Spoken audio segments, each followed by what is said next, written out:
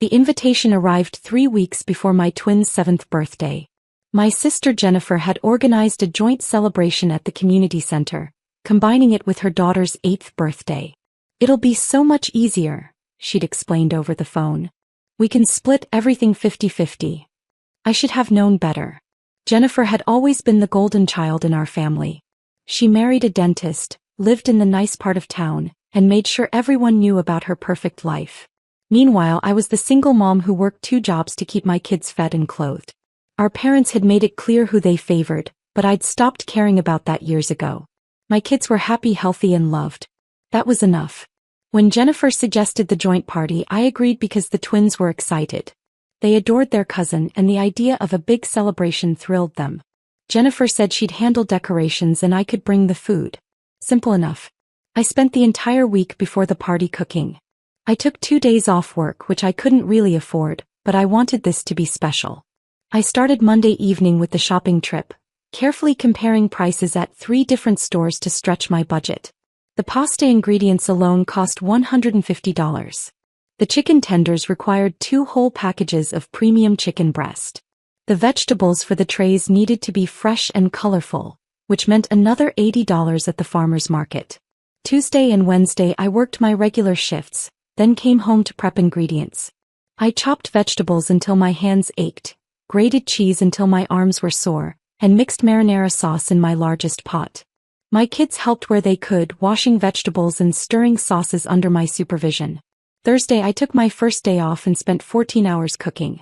3 trays of lasagna, each one requiring careful layering of pasta, ricotta mixture, meat sauce, and mozzarella. 2 huge pans of baked ziti because I knew kids would love it. Chicken tenders breaded and ready to fry the morning of the party. A massive Caesar salad with homemade dressing and fresh Parmesan. Garlic bread wrapped and waiting. Fruit platters with strawberries, melon, grapes, and pineapple arranged beautifully. Vegetable trays with carrots, celery, bell peppers, and homemade ranch dip. And 2 dozen cupcakes, half chocolate and half vanilla, each one decorated with rainbow sprinkles. Friday I took my second day off to finish the cupcakes and do a final inventory. I'd spent over $900 on ingredients, which represented nearly 2 weeks of groceries for my family. But seeing my kids' faces when I showed them everything made it worthwhile.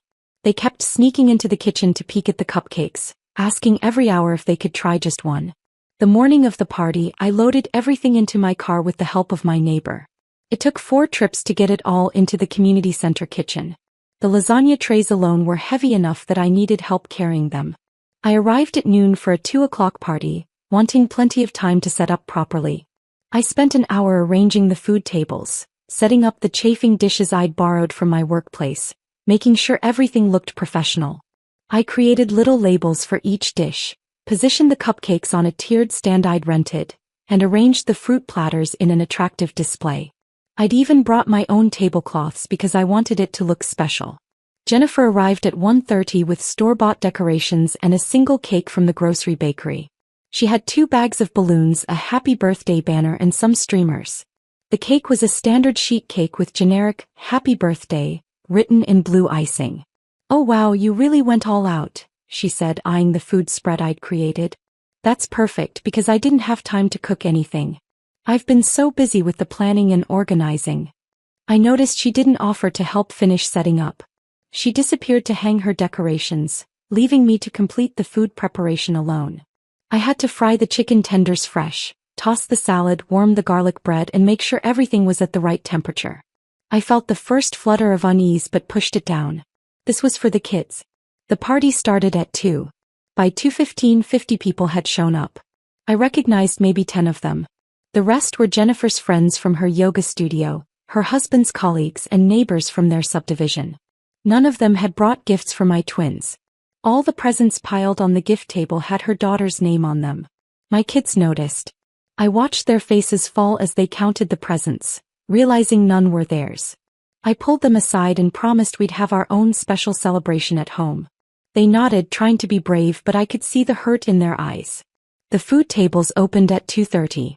I'd arranged everything beautifully with the hot dishes in chafing dishes I'd borrowed from my workplace. The kids rushed forward, including my twins. They'd been so excited about the party they'd barely eaten lunch. I was standing near the beverage station when I heard Jennifer's voice cut through the noise. Sophia, Emma, that's enough. My twins froze, plates half filled with pasta and chicken tenders. Jennifer swooped in and took their plates. Your kids have had enough, she announced loudly enough for nearby parents to hear. Save it for my precious ones. There are other children who need to eat. I walked over slowly, keeping my voice calm. They just started eating, Jen. They're hungry. They can eat at home, she said dismissively. This food needs to last for everyone, and honestly they don't need as much as the other kids. Look at them, they're already chubby. My 7-year-old daughter's lip trembled. My son stared at the floor. Neither of them was remotely overweight. They were healthy, active kids. Several parents had stopped talking and were watching us. Jennifer's daughter stood behind her mother, her own plate piled high with food, a smug expression on her face. I brought this food, Jennifer, I said quietly. Exactly. You brought it for the party. For everyone. Not just your kids. She turned to the other children clustered around. Come on, sweeties. Get your food before it's gone. Kids rushed forward, encouraged by their parents who'd overheard that everything was fair game. I watched my twins step back, clutching their empty plates as other children loaded up on the food I'd spent a week preparing. Jennifer handed her daughter a second plate. Make sure you get plenty, sweetheart. You're the birthday girl. I made my decision in that moment. You're absolutely right, I said, my voice steady. This food should be for everyone. Jennifer smiled triumphantly, not catching the edge in my tone. I walked to the kitchen and grabbed the empty boxes and containers I'd brought. Then I returned to the food table and began packing everything up. The lasagna, the ziti, the chicken tenders, the salads, the cupcakes. Everything. What are you doing? Jennifer demanded. Taking my food home, I said calmly. You said the kids had enough, so I'm making sure everyone has equal access to what they brought. Her face went red. You can't do that. People are eating. People can eat what you brought, I replied, continuing to pack. Where's your food contribution? She sputtered, gesturing at the grocery store cake. I brought decorations in the cake and organized everything. And I brought $900 worth of food that you just told my children they couldn't eat. I sealed another container. So I'm taking it home where my chubby kids can enjoy it. The room had gone quiet. Parents stood with plates in hand watching. Some of them looked uncomfortable. Others looked angry, but not at me. They were glaring at Jennifer. One mother I didn't know spoke up. You told her kids they couldn't eat the food their mother brought? They'd already had some, Jennifer lied quickly. I was just making sure there was enough for everyone. They had empty plates, another parent said. I saw you take them. Jennifer's husband appeared at her elbow, his face tight with embarrassment. Maybe we should discuss this privately. Nothing to discuss, I said, loading the last container into a box. I'm leaving. Kids, get your things. My twins scrambled to grab their jackets. They helped me carry boxes to the car, making 3 trips while the party guests stood in awkward silence. The food table sat empty except for Jennifer's grocery store cake and some chips another parent had apparently brought. As I loaded the last box, I heard Jennifer trying to salvage the situation. We'll order pizza, everyone. My treat. I strapped my kids into their seats and checked my phone. Already 3 text messages. By the time I pulled out of the parking lot, there were 8. The messages came from numbers I didn't recognize at first. Then I realized they were other parents from the party. They'd gotten my number from the party invitation Jennifer had sent out. Did you really bring all that food? Can you send me your lasagna recipe? I'm so sorry about what happened.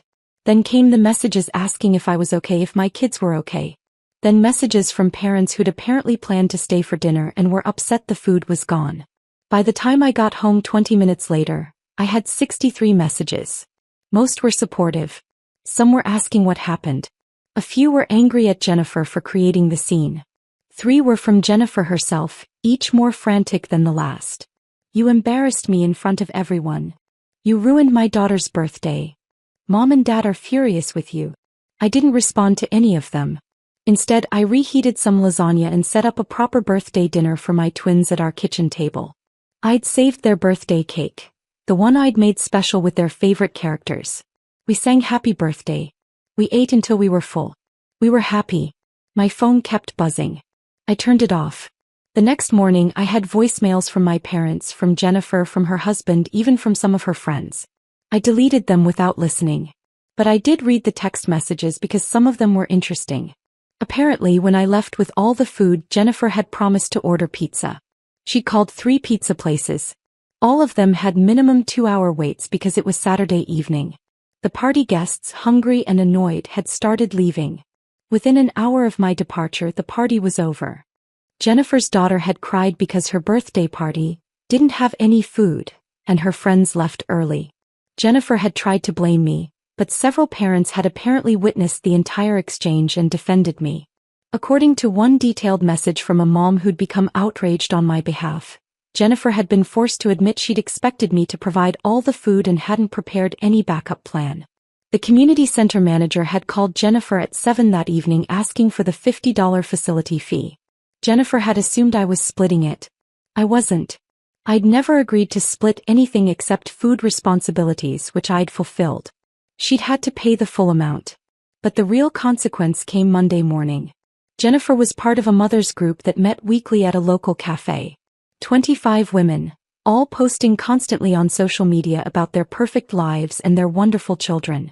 According to a message from one of the members who'd been at the party, Jennifer had been asked not to return to the group. The other mothers had compared notes and realized Jennifer had a pattern of taking advantage of people's generosity while contributing minimally herself. Her yoga studio friends had apparently witnessed similar behavior. She'd been organizing a charity fundraiser and had volunteered several people to bake items without asking them first. The party incident was the final straw. They politely but firmly removed her from the planning committee. My parents called again. This time I answered. "How could you humiliate your sister like that?" my mother demanded. "She told my kids they were too fat to eat the food I'd spent a week cooking," I said calmly. "She took food off their plates at their own birthday party." Silence. "She said you overreacted," my father said finally. "Ask the 50 other people who were there," I replied. "I'm sure they'll tell you exactly what happened." I hung up before they could respond. Over the next week, I received apologies from several parents who'd witnessed the incident. 2 of them invited my twins to their children's upcoming birthday parties. One offered to bring dinner to my house as a solidarity meal. I politely declined but appreciated the gesture. Jennifer sent one final message. "You've turned everyone against me. I hope you're happy." I didn't respond because the answer was complicated. I wasn't happy she'd embarrassed herself. I wasn't happy our relationship was probably permanently damaged. But I was happy I'd stood up for my kids. I was happy I'd shown them they didn't have to accept being treated poorly, even by family. The twins asked why we weren't seeing Aunt Jennifer anymore. I told them simply that Aunt Jennifer had hurt our feelings and needed time to think about her behavior. They accepted this with the easy resilience of children and moved on to more important topics, like whether they could have lasagna for dinner again. I still have most of that food in my freezer. Every time I heat some up, I remember the looks on my kids' faces when they realized I was taking it all home. Not embarrassment. Not sadness. Pride. Their mom had stood up for them. And that was worth more than any party could ever be. 2 months later, I heard through mutual acquaintances that Jennifer had started therapy. I hoped it helped her. I genuinely did. But I also knew that until she was ready to apologize sincerely, not just for embarrassing herself but for hurting my children, we wouldn't be speaking. My twins had a small party with their actual friends the following weekend. We had pizza, games, and the leftover cupcakes. It was simple, cheap, and filled with genuine laughter. Nobody took food off anyone's plate. And that made it perfect.